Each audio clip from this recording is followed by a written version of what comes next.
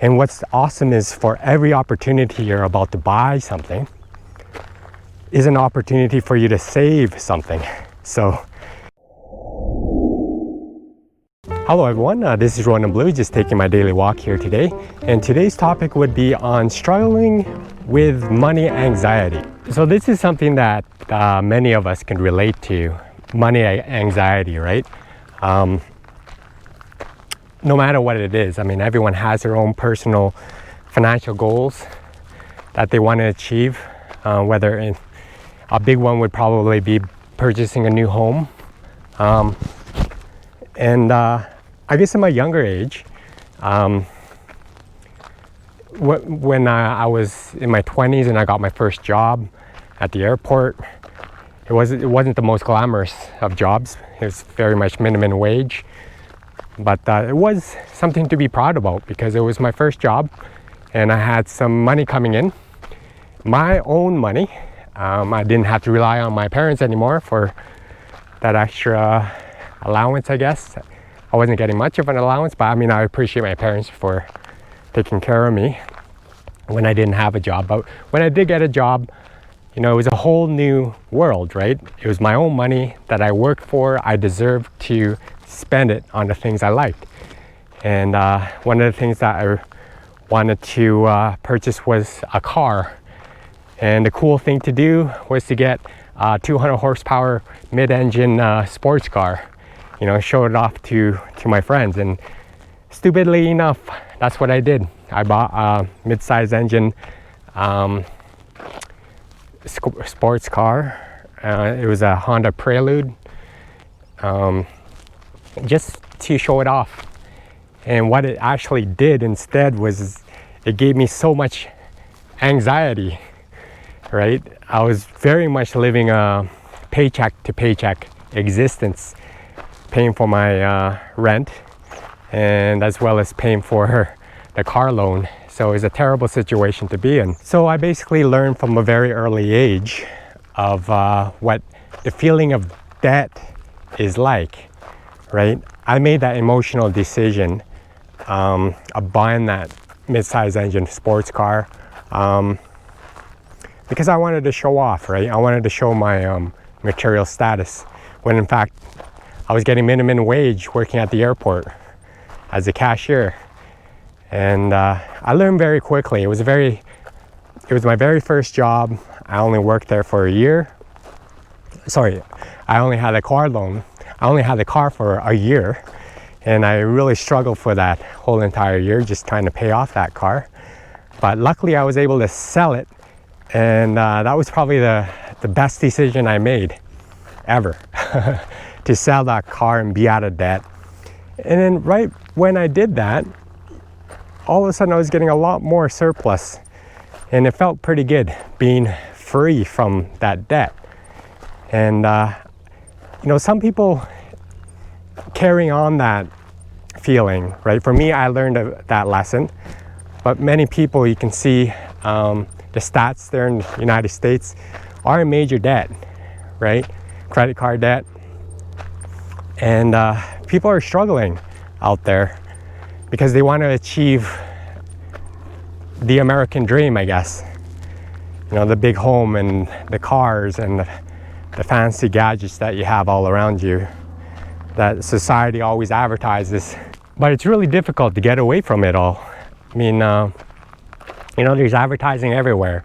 You turn the television on and you're exposed to those minute or two commercials and it's engraved in your head that you're a better person if you buy this particular product.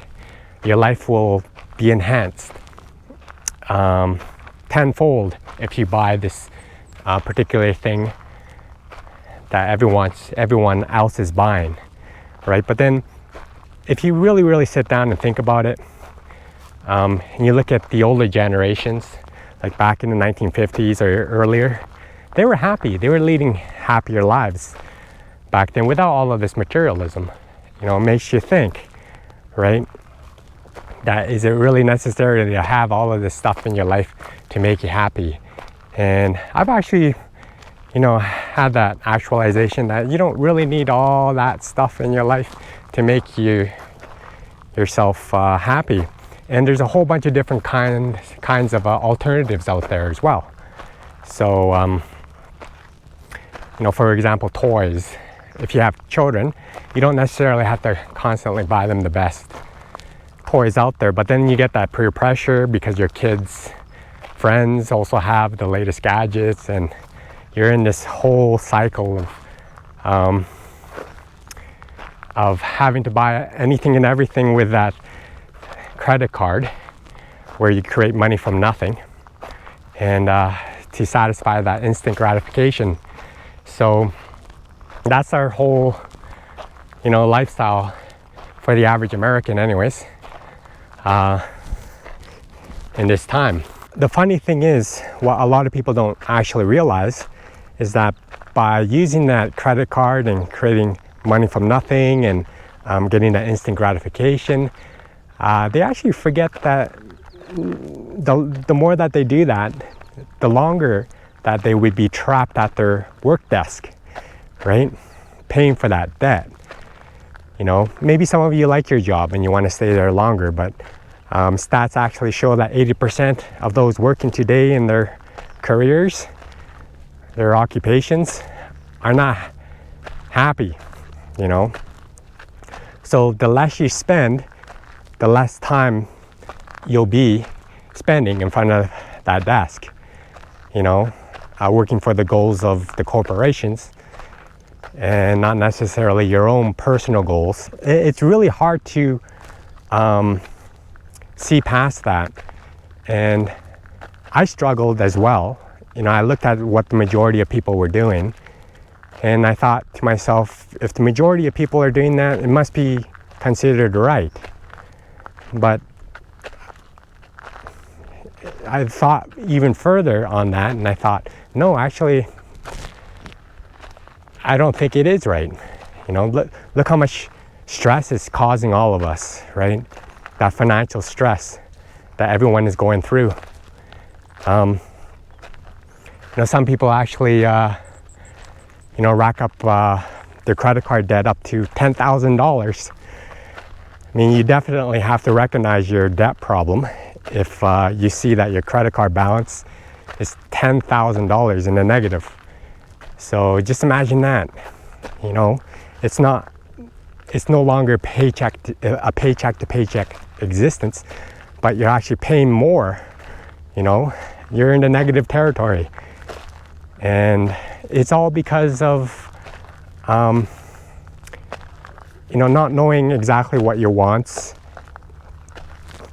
and needs are, the difference between the two, right? I mean, your wants, but you want to look at your needs, satisfy those, and then really, really evaluate the things that you want, right?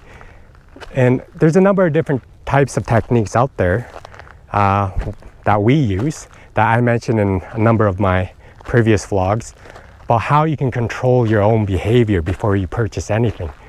And what's awesome is, for every opportunity you're about to buy something is an opportunity for you to save something.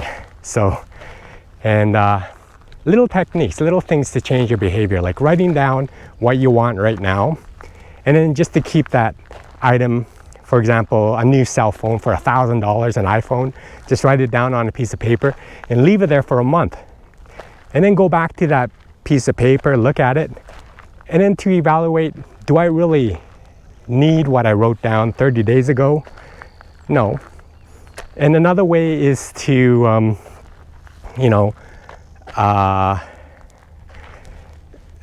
whenever you're about to purchase something, you want to think, how long did it actually take me to purchase that item, right?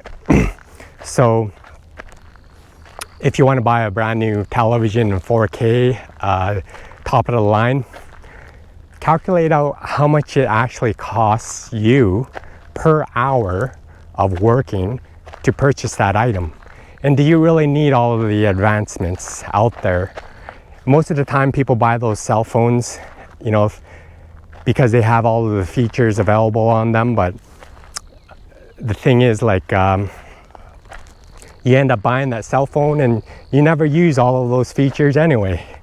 It's actually very funny, actually. But it's all about finding that balance, right? It's, you know, you might be thinking it's like depriving yourself. And really, it's not about depriving yourself. It's about finding alternatives. And just because one guy buys a particular gadget and that person's happy, doesn't necessarily mean that you'll be happy buying that same product, right? Everyone's unique and you need to recognize that. And but then of course you want to satisfy that feeling of gratification as well. And there's alternatives out there. Like for us, you know, I drink Starbucks once in a while. I quit coffee for a while, but I started again. I don't know, I didn't drink coffee for about a year. But then when I went and traveled abroad, I saw how cheap the coffee was, so I started drinking it again. So I brought that habit back home. And I love Starbucks. I drink it once in a while, but it's expensive. It's like $5 a cup. And but I still need that gratification. So what I do is I just simply go to the grocery store and buy a can of coffee for $5 that lasts like half a month. You know, so you can get 50 times more cups of coffee. I mean, it doesn't taste as good as Starbucks, that's true. But the point of the matter is you got to look at your own unique situation and find alternatives. So yeah, that's what I do to find that self-gratification. So you basically take that mental note and just be a little bit more analytical and disciplined on what you purchase, and tracking what you spend. You know, the B word, budgeting, that nobody really likes, but it's very important for you, as you know. And then to basically spend below your means, and to track all your expenses of what's going out and what's coming in through your income. And having to know that to save more, you're creating yourself a security blanket. You also want to make it kind of like a game as well. When we were on our journey towards financial independence, we kind of made it into a game. And the game started with our savings rate. So with our savings rate, we thought, hey, let's save 10% this month. And then the following month, we actually increased it to 15%, right? And then to 20%.